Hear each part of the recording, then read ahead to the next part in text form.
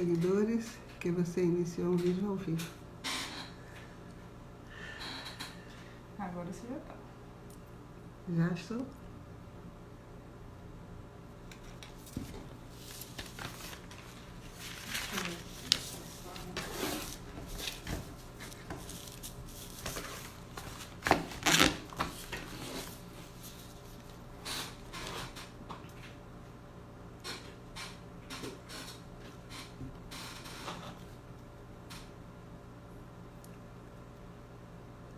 Ju Krieger entrou, olha. Acenou, Vitor Hugo. Boa noite, meninos. Sejam bem-vindos.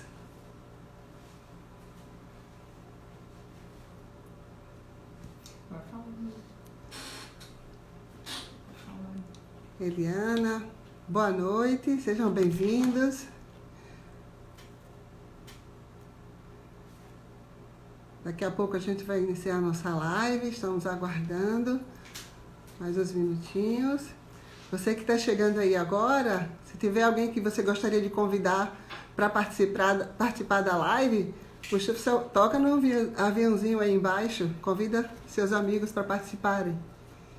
Serão todos bem-vindos. Se estiverem me ouvindo e me vendo bem, faz um sinal, dá um joinha. Manda corações. Manda um coraçãozinho. Isso, bom para a Cuca, hein? É a professora visualizar. Vamos convidar ela? Que bom. Já pode? Olá, olá, Boa olá! noite. Como é que você está? Eu estou bem, você também, tá linda, tá Bem, ai, que ótima. querida. Maternidade, ele fez o bem. Ai, né, a coisa, né, Nairete? A Nairete já tinha me visto com a Ana, né, menina? Mas quando a gente tem um plus ainda, né, aumenta. Mas é bom, né? Um filho É só bom demais. é muito Olha, eu pouco. curti a ideia. Eu acho que é um exercício, né? Ter dois é um exercício ainda maior. Eu tô tentando achar Sim. um filtro aqui, ó, né? Pronto. Esse filtro, ele... Não, mas ele fica preto e branco. Aí eu não posso ficar preto e branco pra você. Não, Pera aí que eu não. tô tentando me achar aqui. Isso. Acho que eu vou sem nenhum mesmo, viu? Pronto. Depois a gente dá um Então, jeito. a minha amiga Alexandra Ayashi, aí ela, a Nash, ela está entrando. Oh, obrigada, querida. Hoje nós vamos ter um Ah, que bate-papo coisa boa. muito Que bom, coisa né? boa, que coisa boa. Poxa, obrigada, obrigada pelo convite, obrigada pela lembrança. Me sinto muito honrada, muito, muito bom. Imagina, era o meu desejo, um sonho, fazer Ai, que isso, querido. Ai, que fazer querido. isso. Que Estávamos, querido. só um minutinho. A imagem dela tá ok? Tá, agora tá meio parado. Tá travada a sua imagem, A Dani. minha? É, Então, a minha conexão aqui tá full. Tô tentando pegar a melhor conexão que eu tenho. Vamos ver se pega a conexão. Vamos ver se ela dá uma Vamos, carregadinha vamos conversando aqui. um pouquinho. Pronto. Então, Vamos. E aí, sejam vamos. bem-vindos, vocês todos. Quem tiver um amigo para convidar, aproveita, toca no aviãozinho aí, chama um amigo para que estiver precisando ouvir as coisas que temos para dizer hoje, que eu acho que tem Muito muita bom. coisa interessantíssima para a Muito gente bom. falar, Opa. né? Opa. Pede pra ela sair e voltar aqui no estralo. Ô, Dani, você pode sair e voltar para ver se destrava? Vou Isso, tentar então. Vamos lá. tá bom. Ivana, boa noite, Ivana, obrigada. Um beijo. Então, deixa eu ver. Vamos ver, né? Estamos chegando, o pessoal está chegando, a gente já está assim no nosso horário, já passando assim uns 4 minutinhos do horário que a gente combinou. Mas assim, vamos ver se a Daniele consegue entrar.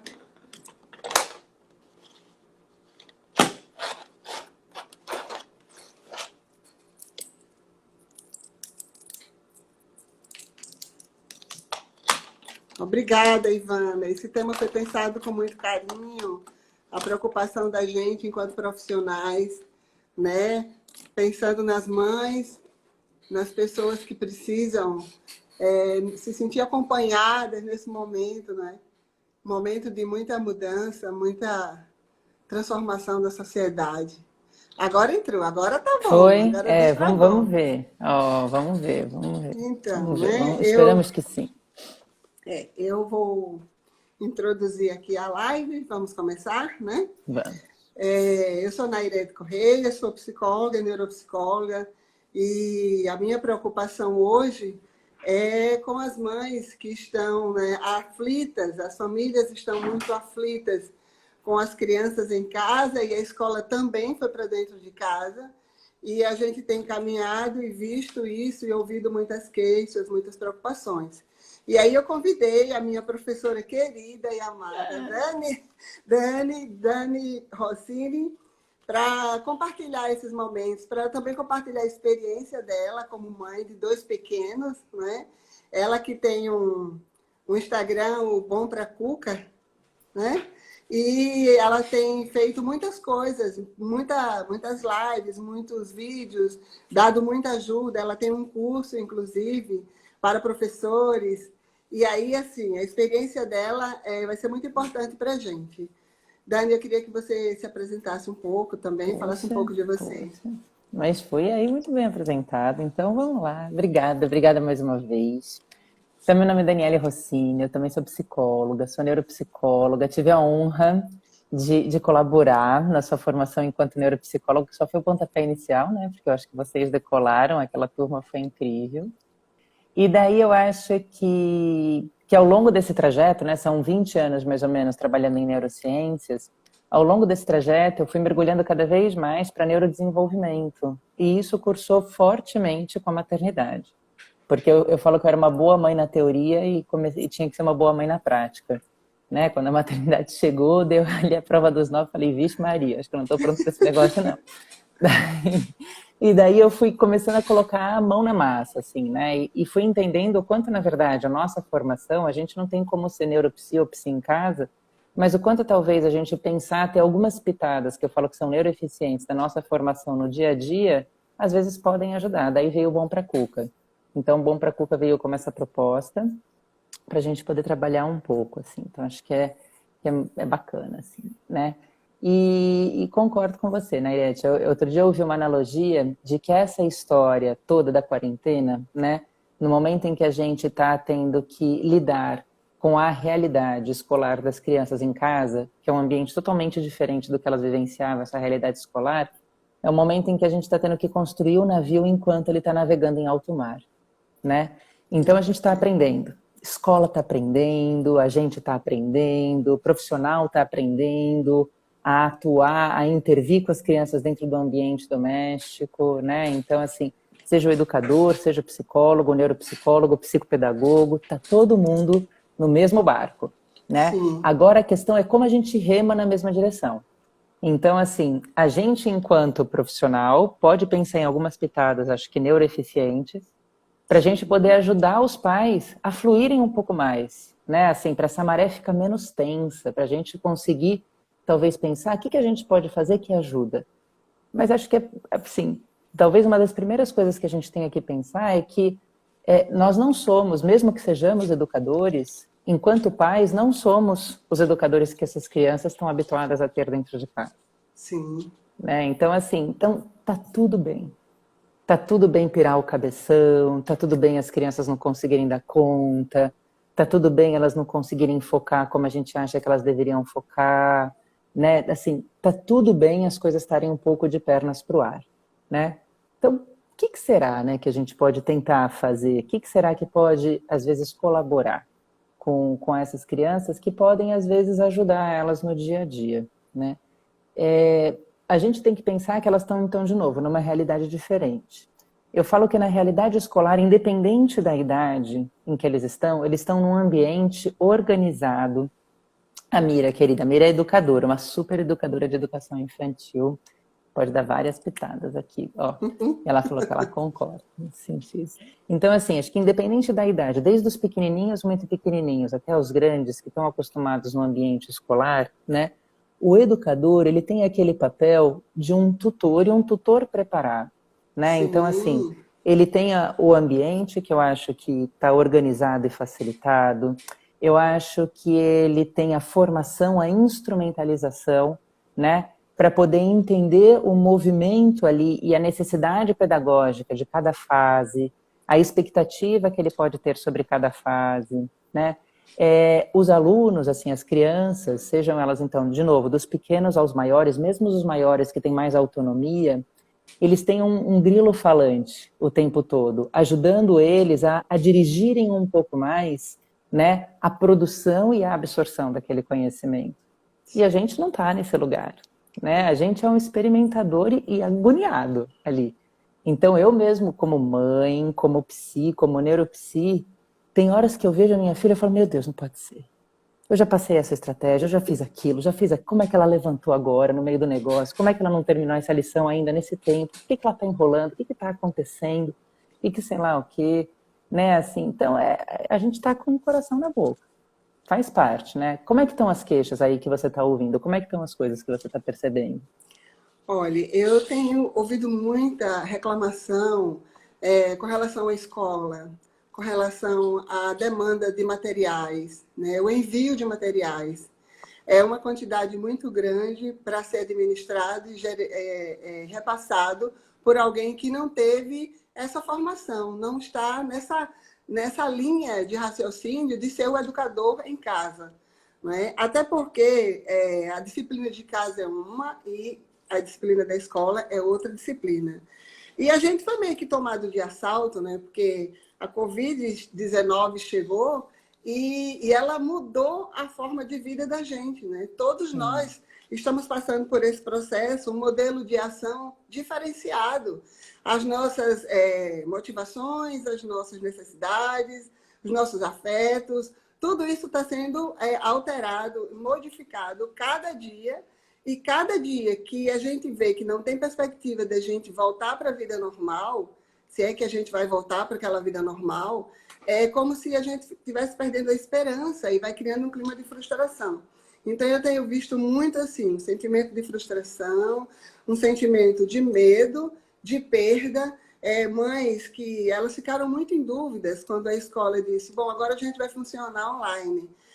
Será que essas crianças vão acompanhar? Será que elas vão conseguir dar conta, né? Diego está falando, crianças obrigadas a passar horas assistindo videoaulas, né? Porque elas até ficam muito tempo na frente do computador, do celular, mas fazendo coisas que elas gostam, coisas que são prazerosas para elas e que elas não têm que prestar conta daquilo, né? E aí, com a aula, a videoaula, é como se tivesse um nível de cobrança muito alto, uma cobrança dos pais, porque eles têm que prestar conta para a escola, e a escola tem que prestar conta para o sistema. Então, é uma cadeia, é uma cobrança em cadeia. Aí, o que eu sinto que as mães e as famílias estão muito revoltadas, muito angustiadas, né? Elas não estão aceitando, não estão comprando essa ideia, porque a demanda para eles também aumentou muito, né? Porque tem o teletrabalho, tem o home office, tem as atividades de casa, né? Porque a maioria das famílias estão sozinhas, não tem mais os auxiliares para ajudar, para colaborar com as crianças e com a casa e tal.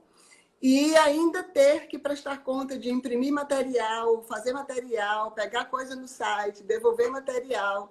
Enfim, algumas escolas, elas estão fazendo assim, imprimem o material e mandam os materiais impressos, manda por alguém, um mensageiro, alguém entregar o material, alguém passa, pega o material, leva para as crianças. Mas são poucas, né? Porque também existe esse trânsito que não é favorável, né? De levar, pegar, entregar, buscar. E aí eu acho que tudo isso fica muito, muito na paranoia das pessoas, né? Como é que eu vou dar conta? Primeiro, aquela questão, né, Dani, como é que eu vou conseguir dar conta? E aí eu acho que tem que haver um planejamento. Você concorda?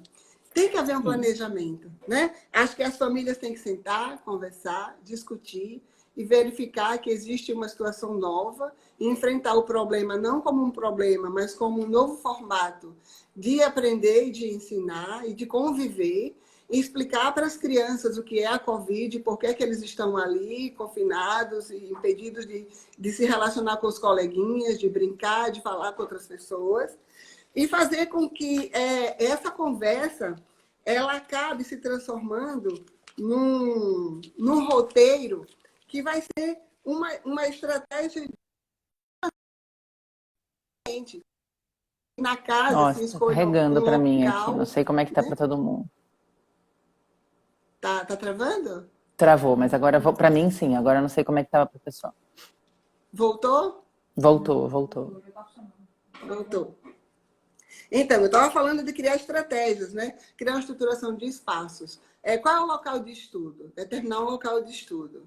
Depois, criar um cronograma de atividades dessa família, colocando o horário para acordar, para se organizar para ir para a mesa, para estudar, colocando a divisão dos espaços, porque geralmente tem mais de uma pessoa que vai estar utilizando aquela mesa, e estabelecer o quê? Todas as regras, como se eles estivessem na escola. Tem mães até que as crianças estão usando uniforme, né? Vai com a mochila para a mesa, para ter essa sensação. Aí eu queria que você falasse um pouquinho o que é que você pensa sobre essa Eu reorganização. concordo com você, eu acho que eu concordo com você em algumas coisas. Então, eu acho que isso que eu acho que você está trazendo como estratégias, como planejamento, eu acho que é uma rotina, né? Mas eu Uma acho que rotina. existe uma rotina ideal e existe a possível. Então, Sim, assim, a gente tem uma idealização. Então, assim, eu acho que a mesma coisa, por mais que a escola mande material, talvez seja importante alinhar expectativas. Eu percebo muito, por exemplo, que eu acho que quando você consegue um fluxo na comunicação com a escola, e acho que mais do que nunca, então eu trabalho muito nessa interface, e tem estudos internacionais que mostram que, por exemplo, a aderência e a resposta positiva ao ambiente educacional da criança passa diretamente pela relação positiva que os pais têm com a escola. Então, quando esses pais conseguirem validar, né, todo esse esforço também que está sendo realizado pelas escolas de uma forma geral, eu acho que essas crianças também vão conseguir comprar um pouco essa ideia. Óbvio, estamos super angustiados, mas se a gente conseguir alinhar um pouco mais com a escola, quais são as expectativas e como a gente pode talvez responder a essas expectativas que a escola está apresentando, acho que as coisas vão fluir um pouco mais. Acho que pode recrutar da escola quais são algumas estratégias que eles podem ajudar a gente a conceber e fornecer e sim, apresentar para a escola. Então, assim, eu trabalho aqui com alguns públicos diferentes, assim, e vejo desde escolas de classe muito alta aqui em São Paulo, até escolas de classe média, né, criando um fluxo de comunicação com esses pais para fazerem ajustes o tempo todo na realização das tarefas. Então, tinha um plano A, conforme cursou o dia a dia desta vida escolar dentro de casa, por exemplo, as escolas foram ajustando. Olha, então a gente faz videoaula como se a gente estivesse na escola. Putz, as crianças não sustentam a atenção por 40, 50 minutos na videoaula. Se já é difícil sustentar no ambiente escolar, é mais difícil ainda. Minha filha começa a falar assim, mãe, começa a me dar um sono, né? Porque eles não sustentam o nível de exigência atencional que eles precisam ali, sem a interatividade, sem a oscilação atencional habitual, que inclusive vai engajando e motivando eles, é muito difícil. E a escola está percebendo isso. E as escolas estão se reajustando. Então, elas estão mudando, inclusive, ao longo do processo. Eu vejo que algumas escolas mudaram as estratégias, como apresentavam, como não apresentavam. E isso eu tenho achado muito interessante. Acho que as escolas estão abertas a essa construção e elas não estão colocando que elas são as detentoras de como se faz isso de uma forma geral. Então, eu acho que é importante a gente talvez alinhar um pouco essas expectativas com a escola e começar a trocar. Tá, então é isso que vocês querem? Como eu posso fazer? Será que os pais podem se organizar e recrutar um pouco mais da escola, algumas ideias, algumas estratégias? Porque o educador manja disso muito mais que a gente.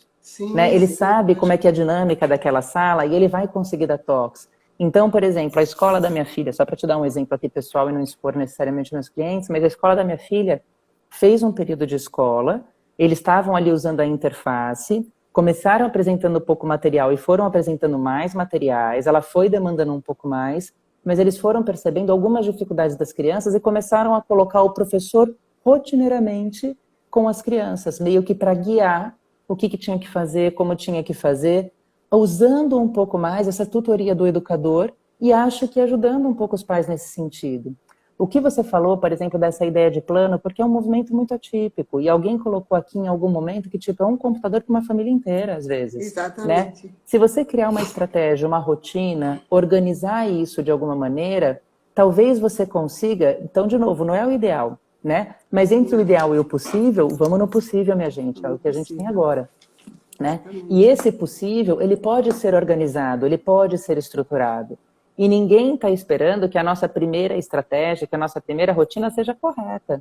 A gente está esperando que a gente experimente. Eu sempre falo, quando eu estou trabalhando em treino, em reabilitação, eu falo assim, que a gente pensa numa rotina e a gente testa uma rotina. E depois a gente consolida uma rotina. Uma rotina que não é testada não é uma rotina que venha a ser consolidada. Isso. E a gente vai mudar, e a gente vai fazer ajuste, né? Então, assim, veja o que marca. E talvez alguns rituais. Então, por exemplo, se você opta em acordar, colocar alguma coisa, marcar um ritual de que, tipo, agora entrou para a escola, agora faz isso, agora faz aquilo, maravilha. O que eu tenho indicado aqui em alguns momentos e que eu acho que funciona para as crianças, e daí acho que depende da fase. Então, por exemplo, a Mira colocou que a filha dela está entrando agora no Fundo 1, né? É uma fase em que as crianças, elas não têm autonomia, mas elas conseguem, então, por exemplo, ali 7 anos de idade, mais ou menos, 6, 7 anos de idade, elas conseguem, na verdade, começar a entrar um pouquinho numa faceta da cognição que é chamada de metacognição. É parar para pensar sobre como eles pensam, né? A gente pode fazer isso acontecer a favor deles. Então, assim, quando a gente vai sentar para pensar, então, quando eles vão sentar para estudar, para começar o dia, às vezes é interessante você sentar com eles e falar assim, vamos lá, o que a gente tem para hoje? Ah, a gente tem isso, isso, isso. Ah, então, já que a gente tem isso, isso, isso, por onde a gente vai começar? Qual é a estratégia, por exemplo? Vamos pegar, então, ler por exemplo, está no primeiro do ensino médio, a sobrinha dela que está no fundamental. Ops, então a filha dela está no primeiro do médio. Então, mas acho que a estratégia também é válida e é mais consolidada. E daí, por exemplo, é pegar e organizar, ajudar as crianças a organizarem o dia. Porque a gente parte do nosso parâmetro de adulto. A gente que é adulto, a gente senta e automaticamente a gente tem o nosso dia na cabeça. Ah, primeiro eu vou fazer isso, depois aquilo, depois... E volta e meia a gente escorrega, hein? A gente que é gente grande, que está mais escolado nesse sentido, dá umas escorregadas no tomate gigantes, né? Então, o que acontece? A gente tem que pensar em ajudar as crianças nesse direcionamento. E água mole em pedra dura, tanto bate até que fura. No começo a gente vai ensinando, a gente vai fazendo junto. Depois a gente vai perguntando, e aí, você já fez tal coisa? Já pensou naquilo? Lembra que a gente está fazendo aquilo? E quando você faz aquilo, você sabe o que você tem para fazer? Você dá o check em cada coisa que você fez. Chega lá no final, você consegue conferir, papapá, papapá. E lá na frente, eles automatizam um pouco mais essa estratégia, que é uma estratégia altamente associada à função executiva, a um autogerenciamento mais eficiente, né? E esse é o pulo do gato para a vida, né? Se tá difícil para a gente, então, por exemplo, eu ouço muito que as pessoas, os adultos, estão sendo muito mais recrutados no ambiente online, porque a gente trabalha muito mais, né? A gente precisa sustentar a atenção muito mais tempo, né? A gente tem que fazer muito mais, porque volta e meia, eu estava conversando com outro ali, falando, você pensou nisso? Eu adiantava o meu trabalho no contato pessoal e agora eu preciso de um tempo para isso poder acontecer no virtual. Para as crianças é a mesma coisa, né? Eles estão passando por esse movimento com uma série de dificuldades, com uma série de ajustes. E daí eu acho que aqui, por exemplo, a Alexandra colocando, o Diogo colocando, que é sempre se adaptando. E é isso mesmo. A gente vai ser cada um.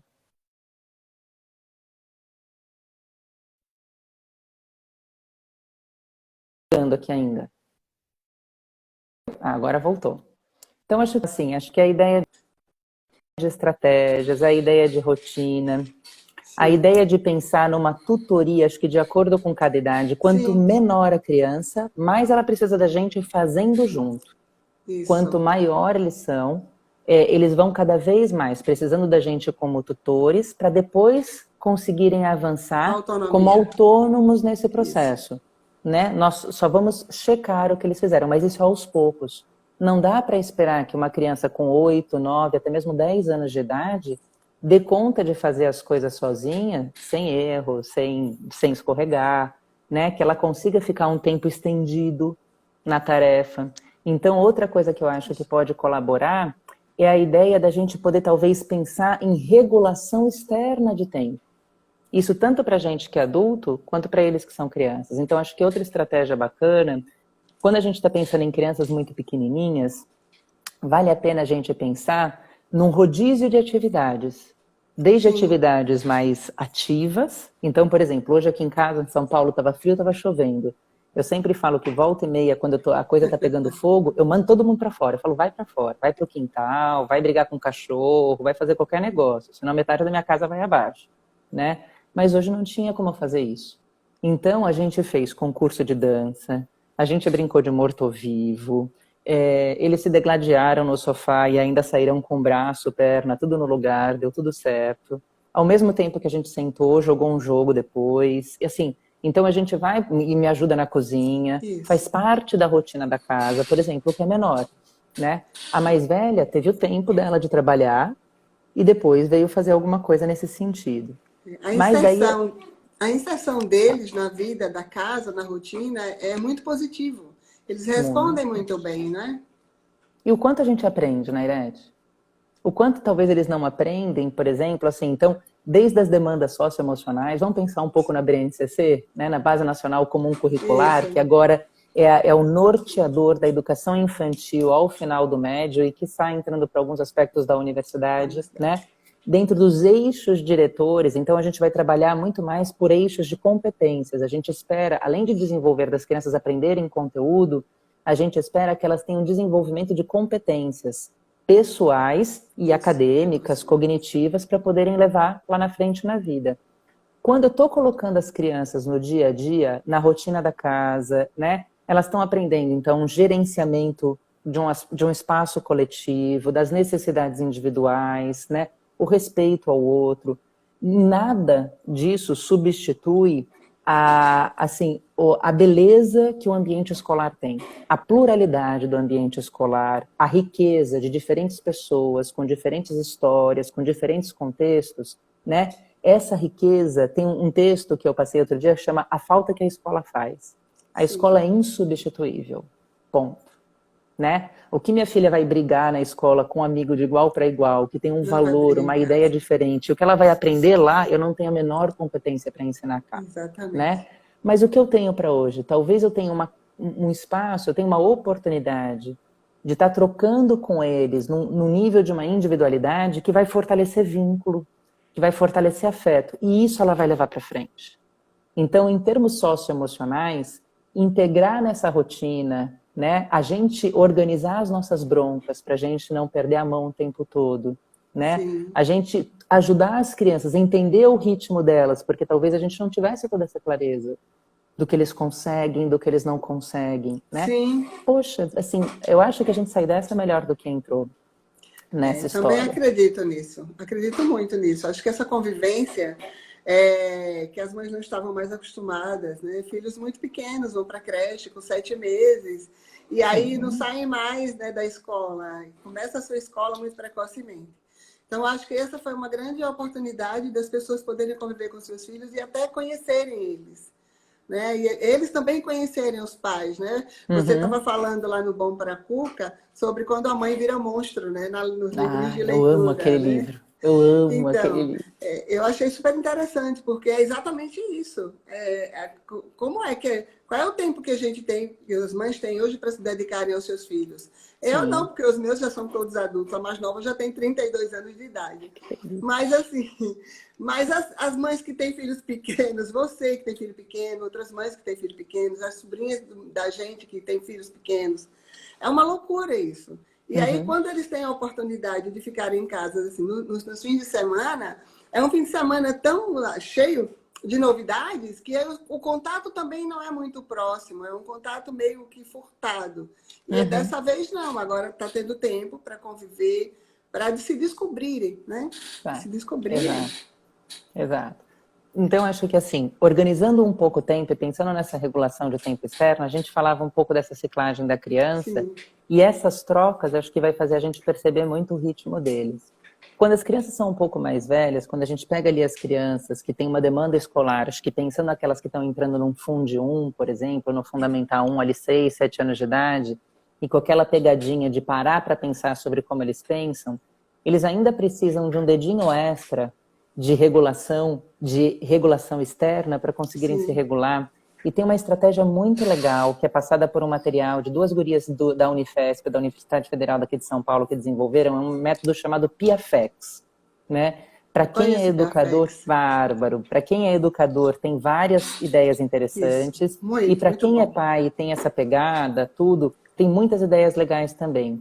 Eles têm um truque de regulação de tempo externo ali que eu acho bárbaro. E quando eu comecei a usar isso com a Ana, foi, para mim, assim, foi incrível. Que é a ideia de um reloginho. É um reloginho que você pega, propõe a ideia da criança trabalhar de maneira concentrada durante meia hora. Ó, então a gente vai sentar aqui, bum bum, sem levantar da cadeira, meia hora. O que é meia hora? É muito difícil para eles consolidarem a ideia de meia hora. E o que Piafex faz?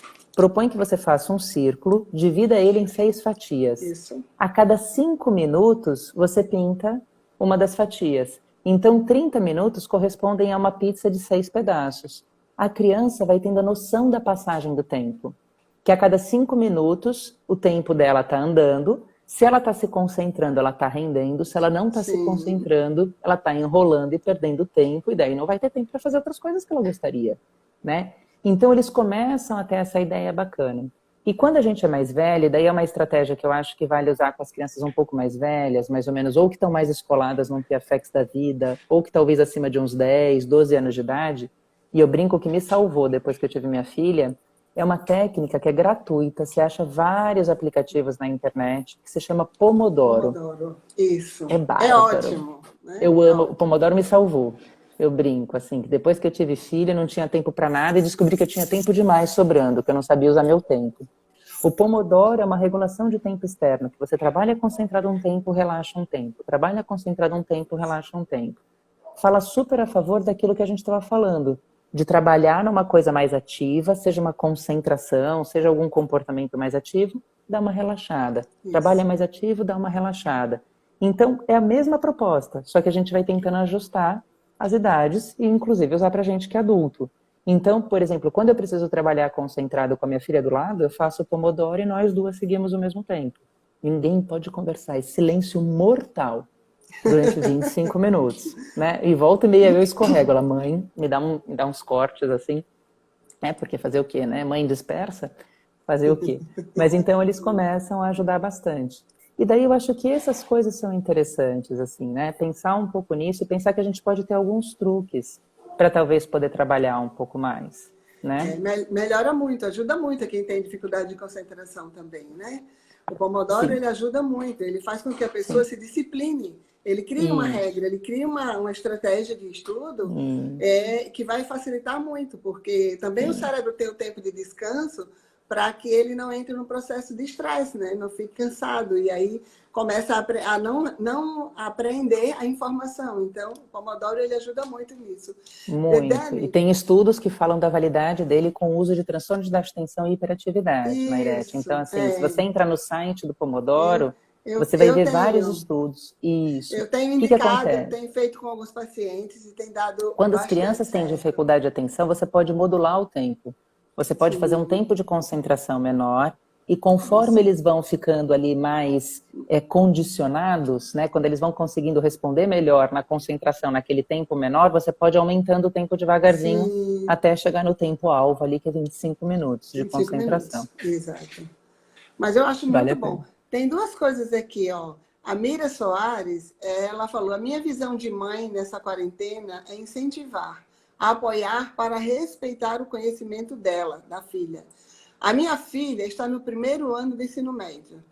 E que bom, né? Que ela consegue exatamente fazer isso com respeito. Porque eu penso que, assim, se não tiver afeto, não tiver respeito, afeto, a criança também não quer estudar, o adolescente também não quer aprender. Porque a gente só aprende o que a gente quer aprender e para aprender precisa ter afeto, né? Muito, Inclusive, existem alguns estudos sobre o afeto na sala de aula, né? Na sala de aula. Como que você vai ensinar sem amor, sem carinho, sem afeto, sem aceitação, sem o outro se sentir aceito e você está ali no papel de facilitador mesmo, né? Um casal amigo nosso colocou aqui, ó, houve uma tentativa frustrada de comunicação virtual com os colegas e a professora da turma do meu filho de 4 anos. as atividades já estavam sendo associadas a algo não prazeroso. E nos reinventamos. Que bom, Super. né? Porque acho que os pais também têm que ficarem atentos quando que a escola está ajudando e quando ela parou de ajudar. Que às vezes acontece, né? E acho que é isso, né? Então, assim, eu acho que tem alguns pontos aí importantes. Essa troca é muito importante, né? A gente entender que nosso papel é um papel que está sendo construído semana a semana. E como você estava colocando, por exemplo, assim, a gente está aí na 8ª semana de quarentena, né? Então, a gente está na 8ª semana de um maior isolamento social, de um afastamento das crianças. Pensando, por exemplo, na realidade aqui em São Paulo, eu não sei quando é que as coisas pararam por aí, né? Mas aqui em São Paulo as coisas pararam há 8 semanas, as crianças estão reclusas nesse processo. No começo a gente tem, né, se a gente vai pensar, por exemplo, na estratégia de enfrentamento desse período de isolamento social, num primeiro momento a gente tem uma sensação de férias, né? Porque, que maravilha, que Exato. delícia, isso. Depois a gente começa a ter uma sensação, e isso eu percebi muito, muito mais no grupo dos pequenos. Da minha mais velha eles estão mais autônomos, sustentam um pouco mais, mas no segundo momento, todo mundo queria se coligar. Vamos colocar as crianças para conversarem, vamos montar o grupo de sei lá o que, grupo de sei lá o que lá. Então começou a tentar estabelecer vários vínculos virtuais na tentativa de substituir um pouco esses laços reais, né? Mas depois de um tempo isso parece não dar conta. Nós somos seres sociais presenciais, né? Nós vivemos em sociedade, temos contato, desde pequenas tribos até grandes sociedades. Nossa estrutura, filogeneticamente, somos assim. Né? Somos gregários, né? Somos muito gregários. E começa a dar uma sensação de esvaziamento. Então, tanto a questão da aprendizagem, né? Então, assim, desse valor social da aprendizagem que a gente tem, seja a questão afetiva, seja a própria mobilização social da própria aprendizagem, o quanto a gente aprende nessa troca com o outro, isso fica muito esvaziado e a gente começa a ter essa sensação de vazio, de tristeza. Então, quando você está falando, por exemplo, dessa aprendizagem afetiva, eu acho que vale a pena a gente considerar esses movimentos.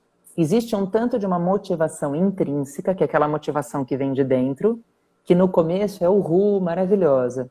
Depois é mais difícil dela ser sustentada.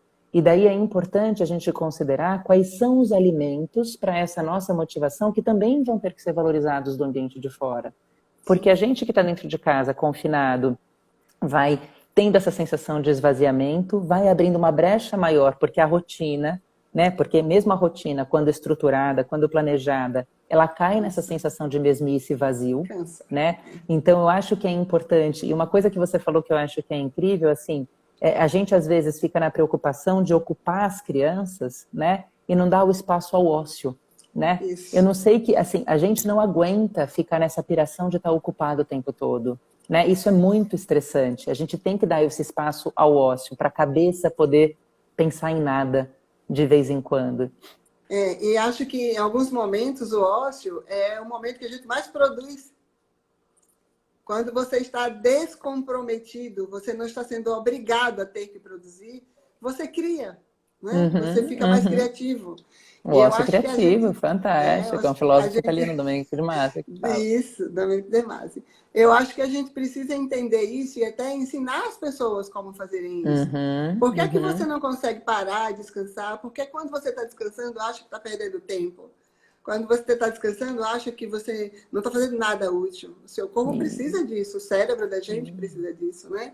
Tem uma... E daí uma estratégia, desculpa te interromper de novo, né? Porque eu falo muito, mas daí acho que uma estratégia bacana para ajudar a gente, talvez, a baixar um pouco a bola, é ajudar, talvez, tanto a gente quanto as crianças entenderem um pouquinho, assim, se você não tem uma pegada da meditação, por exemplo, tem muitos aplicativos bacanas para a gente poder colocar para as crianças de mindfulness, tanto aplicativos de criança, em português, desculpa, quanto aplicativos estrangeiros, tem muita coisa bacana. E às vezes é um momento para a gente ajudar as crianças a lidarem com esse desconforto e com essa ansiedade do fazer nada. Tem um filme documentário brasileiro da Maria Farinha Filmes, eu sou fãzíssima da Maria Farinha Filmes, e esse filme documentário brasileiro chama Território do Brincar. Um deles é o Território do Brincar, agora eu não tenho certeza em qual dos dois está, hein? Ou o Território do Brincar e o outro se chama Tarja Branca, né? Os dois são associados à ideia do quanto o brincar é construtivo no conhecimento, no desenvolvimento, né? Então você vai achar materiais nesse sentido na Marinha Farinha Filmes, nesses 2 filmes, no pessoal da Fundação Alana, todo esse material disponível na internet, e muita coisa bacana na Fundação Maria Cecília Souto Vidigal, que é outro lugar que eu sou super fã, que fala muito da promoção, principalmente voltado para a primeira infância. Mas daí, pensando nessa construção, nesse ócio todo, né, às vezes a gente pode ajudar as crianças com um plus, talvez pensando ensinando elas a respirarem, ensinando alguma estratégia de cheira flor e sopra vela, sabe? Isso. Brincando, fala, tá muito pilhado? Dá uma respirada. Meu bebê de 2 anos, cheira flor e sopra vela, né? Na hora que ele tá pilhado, vamos brincar de sombra, vamos falar baixinho, vamos andar pequenininho, e a gente vai baixando a bola do sistema autonômico. Daí Tá parece muito, que a coisa reorganiza.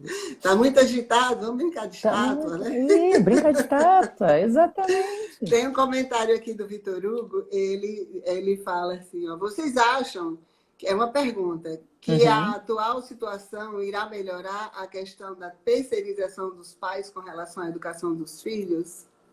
Muito interessante. É a terceirização. Acabou que a gente falou disso, né? A Dani acabou de falar. É como que a gente deixa, os pais deixam os filhos sendo cuidados e educados por outras pessoas, e nem sempre é aquela educação que ele queria que o filho tivesse, né? Mas foi aquela que ele pôde terceirizar, que ele pôde dar por conta da necessidade de trabalhar, correr, estar nesse mundo enlouquecido, trabalhando 3 horários, né? 3 expedientes para poder bancar uma situação, pagar uma boa escola, né? Ter as coisas que a gente precisa. Acho que se a gente tivesse uma sociedade mais justa, a gente poderia até melhorar isso no futuro. Quem sabe, depois dessa experiência toda que a gente está tendo, se as coisas não podem melhorar, não é? Vai existir uma nova normalidade, possivelmente, Isso. né? E eu sim. acho que, assim, possivelmente a gente vai ter que voltar a trabalhar, muitos de nós vamos ter que compensar de alguma maneira, né? Mas talvez a gente possa perceber o quanto podemos ser ativos no processo. Sim. O quanto talvez existem várias maneiras de participarmos, né? Da vida da criança, da instrução da criança, de entender como eles pensam. Então, eu acho que essa questão da gente sair da nossa referência de gente grande e começar a ficar lado a lado, mas o que você achou disso? Por que você pensou? E essa é uma estratégia, de novo, metacognitiva, ajudar eles a pensarem sobre como eles pensam. Então, quando você está questionando uma criança e não dando uma resposta para ela e não respondendo por ela, né? Independente do certo ou errado, ela está construindo uma forma de produzir um conhecimento, né? Assim, então, e aí, o que você achou? Mas o que te fez pensar nessa resposta? Pô, e quando ela erra, faz parte do processo. Então, uma outra teoria super bacana é a teoria da Carol Dweck, que ela fala de mindset de crescimento. Ela fala que mais do que a gente focar o resultado, é a gente focar o processo. Né? Então, mais do que a gente esperar que as crianças vão chegar no final do ano com uma super nota, com uma super competência, com todas as habilidades XYZ adquiridas, como será que essas crianças estão sendo capazes de construir, até mesmo de flexibilizar as formas de aprender, as formas de... Assim, é um processo. Então, assim, várias coisas a gente está adquirindo, e se a gente chegar lá na frente com um resultado diferente, ou até mesmo aquém, abaixo do que a gente precisa para poder andar para frente, o que a gente absorveu até agora talvez vai dar novas estratégias para a gente poder avançar de uma outra maneira. E, de verdade, a escola é muito consciente disso. Né? Sim. Tanto ela é consciente juridicamente, porque ela não está a fim de levar uma porrada de processo nas costas, né? Quanto ela é consciente e dedicada ao processo de ensino e aprendizagem. Então, a escola, o educador, a instituição educacional cuidadosa e atenta vai estar preocupada em construir com as crianças, diante dessas novas normalidades, formas de construção, de produção de conhecimento, que elas darem o salto que elas precisam. Né? Eu aposto muito nisso e vejo isso acontecendo de algumas maneiras. E eu acho que os pais, eles precisam se aproximarem mais das escolas.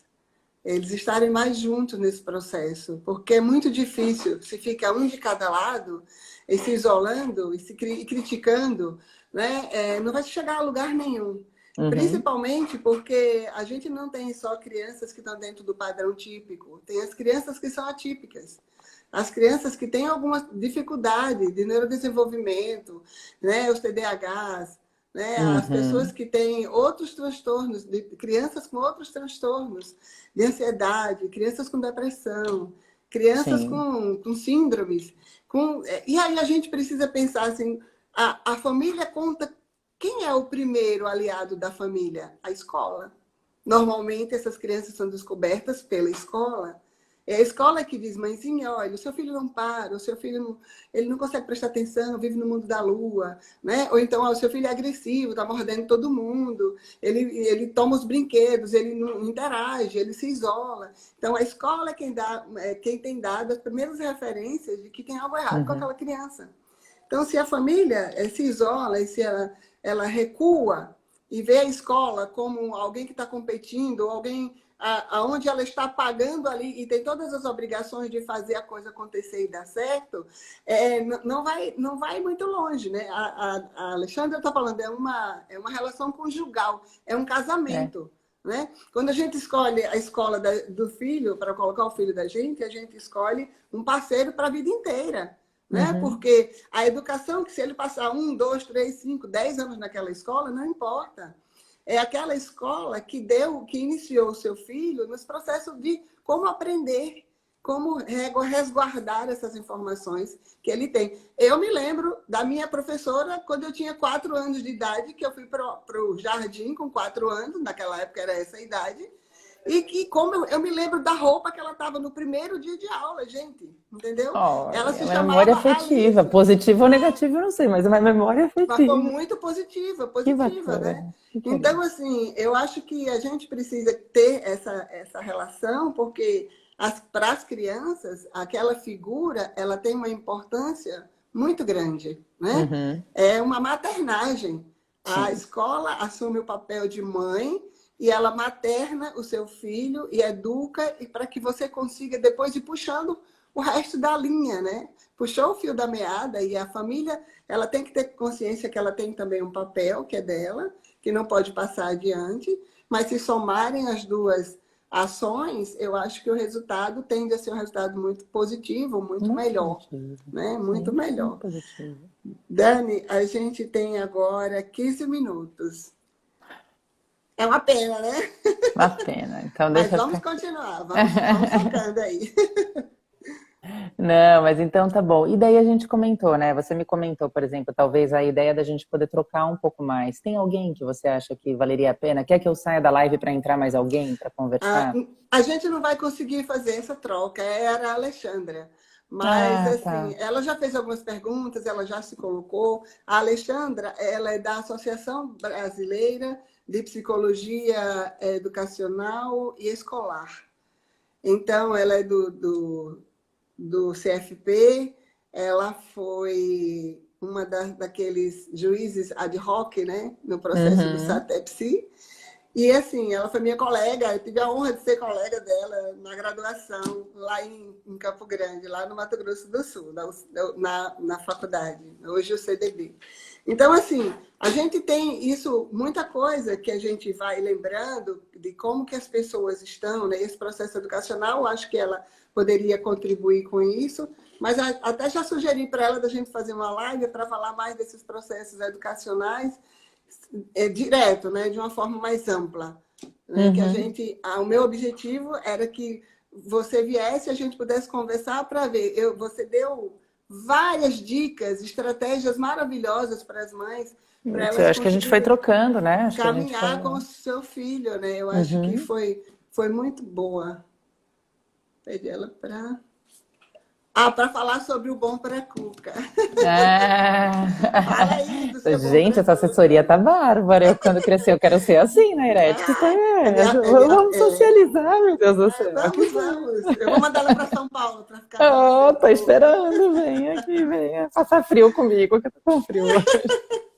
Mas Então, fala um então. pouquinho dos seus projetos, para as pessoas poderem te Então, né, o Bom seguir, te Pra achar. Cuca, o Bom Pra Cuca ele surgiu em 2012. O Bom Pra Cuca, então assim, eu já atendia no consultório, né? Então eu atendo sou formada desde, meu Deus do céu, agora eu perdi as contas.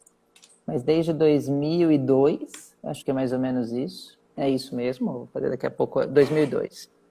Então, estudo neuropsicologia desde o meu segundo ano da faculdade, já nesse sentido, então estou por ali. e sempre fui cursando, a minha proposta sempre foi cognitivista, né? Eu sou uma cognitivista na essência. Então, eu sou uma neuropsicóloga cognitiva e não numa linha comportamentalista, sou uma neuropsicóloga cognitiva.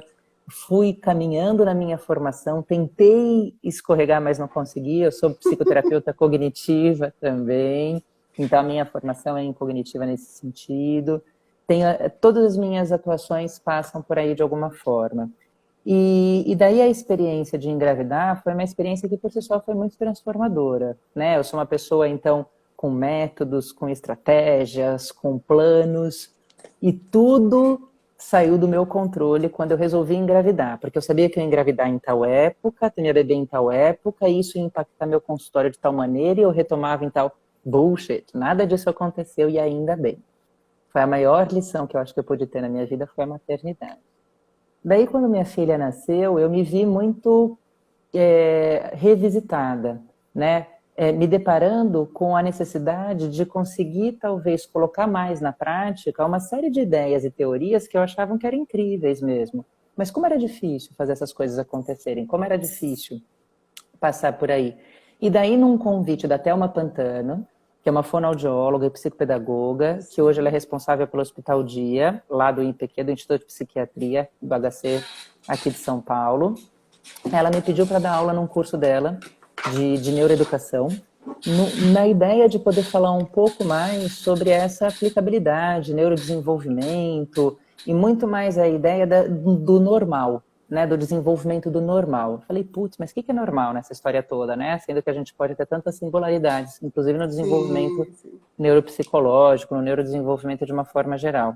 E ali começou a consolidar muito mais um trabalho, estruturar muito mais um trabalho, que eu percebia que eu tinha que comunicar de maneira talvez mais eficiente, mais prática, para educadores e para pais, aspectos do neurodesenvolvimento e onde a gente poderia colocar o nosso dedo para fazer isso funcionar, para a gente poder fazer essa remar na direção de um neurodesenvolvimento mais eficiente. Então, Bom Pra Cuca veio por aí. Veio com a ideia de falar onde a gente pode se meter, digamos assim. Então, para os educadores, a ideia é poder falar um pouco de pitadas neuroeficientes que podem ser aplicadas no dia a dia. Então, tem propostas da gente poder falar sobre desenvolvimento sensorial, do 0 aos 2 anos de idade. Então, assim, toda a necessidade dessa organização, dessa sintetização sensorial para um desenvolvimento bacana. A gente também tem curso de função executiva e tudo mais. No Bom Pra Cuca Paz, a ideia é poder falar de desenvolvimento ao longo da primeira infância. A pegada do Bom Pra Cuca é a primeira infância, né? Então, a ideia é poder falar sobre desenvolvimento, passando por aspectos do sono, passando por aspectos da sensorialidade, passando pela gestação e parto. Então, e eu não trabalho sozinha. Todo Bom Pra Cuca, ele começou com uma ideia individual, ele se consolidou muito com uma parceira ótima, que era a Valéria Ramalho, mas que depois partiu para o ambiente presencial, porque o virtual para ela estava sendo pouco. A Valéria Ramalho está lançando um berçário de 0 a 3 anos de idade em São José dos Campos. Agora as coisinhas estão um pouco adiadas, devem ir para o ano que vem. Então, berçário Jardim do Sol, quem quiser localizar no Instagram, uma das coisas mais lindas e bárbaro, uma proposta voltada para o desenvolvimento do vínculo na primeiríssima infância, de 0 a 3 anos de idade. E hoje eu tenho outros parceiros que colaboram comigo. Então, a Rosana Costa, que é uma psicóloga educacional, a Miriane Toledo, que a gente fala um pouco de gestação e parto, a Isabela Gelli, que a gente fala um pouco sobre neurodesenvolvimento, e todo mundo que eu acho que se dispõe a falar e trocar, e tá mais ou menos por aqui. Mas hoje o Bom Pra Cuca é um projeto muito mais voltado para essa troca, muito menos para a comercialização desses produtos e muito mais voltado para essa troca. E daí, com o nascimento do Theo, as coisas ficaram um pouco mais condensadas, aumentou muito a carga de trabalho, porque eu acho que daí eu tive muito retorno e comecei a ter muita demanda nesse sentido, inclusive no consultório. Daí o Bom Pra Cuca hoje, quando eu consigo, dou as minhas pitadas, né? Mas é um projeto lindo, né? Eu amo de paixão. E você faz muito bem. Ele é tudo de bom. Podem seguir. É um parceiro incrível, você estava falando. Então tem alguns vídeos, no YouTube está menos ativo, mas no Instagram o pessoal acha mais. Tem alguns vídeos de um parceiro que eu amo de paixão, que é a Brinquebook. A Brinquebook é uma editora infantil, fantástica. Se vocês derem um search aqui nelas, vocês vão conseguir achar um monte de coisa. E daí a Minha Mãe Virou um Monstro é um livro deles. né, traduzido por eles, e tem vários outros materiais incríveis. Eu fico lá falando de maneira neuroeficiente dos livros deles e eles deixam. Então, tá tudo certo. Eu acho ótimo. Então, Acho que a gente está chegando no final, tem 5 minutinhos. Se alguém tiver alguma pergunta que precise fazer, que queira fazer, né, que faça, para a gente ver se dá tempo a responder. E Dani, olha, assim, eu fiquei muito lisonjeada por você ter aceito o convite. mas, Foi uma honra muito, muito grande, sabe? Poder contar com você e trazer você para falar para as pessoas, porque quando a gente diz assim, eu tive uma professora que é maravilhosa, que é isso, é diferente de as pessoas te ouvirem falar, né? Ai, A que sua experiência, a sua propriedade, né?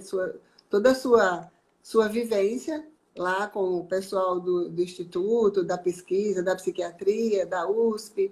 Eu acho que você tem muito, muito, muito, muito para contribuir. Acho que a gente quer beber dessa fonte, né? Imagina. Eu E eu sempre... acho que eu troco muito, né? Eu acho que eu tenho a sorte de ter pessoas. Então, quando eu fui dar aula na pós-graduação, quando eu saí da graduação e fui dar aula na pós-graduação, eu acho que eu descobri o quanto eu estava aprendendo nesse processo como um todo. Porque, assim, então, por exemplo, eu vejo você trabalhando, eu vejo você nos nossos grupos de WhatsApp, trazendo ali questionamentos tão profundos, questões tão importantes, né? E, assim, e o quanto a sua prática é ética, o quanto a sua prática é pensada, o quanto você faz um exercício maravilhoso da psicologia, assim, eu tenho de verdade, eu tenho muito orgulho de ser requisitada por você, assim, me sinto muito Obrigada. lisonjeada, porque além de toda a sua trajetória antes da neuropsicologia, eu acho que tem uma trajetória que veio se consolidando pós-neuropsi.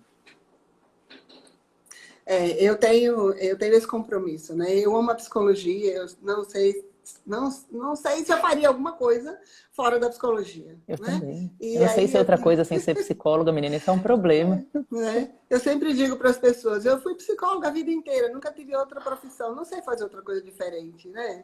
Então, acho que a gente vai somando, como a Alexandra, eu tenho 36 anos de formada, tem 36 anos que eu não vejo, que eu vi a Alexandra uma vez que a gente se encontrou num congresso em Campinas, né? E aí, assim, a gente vai buscando as pessoas, eu acho que a gente vai resgatando, né? Sem perder de vista, porque isso é muito importante.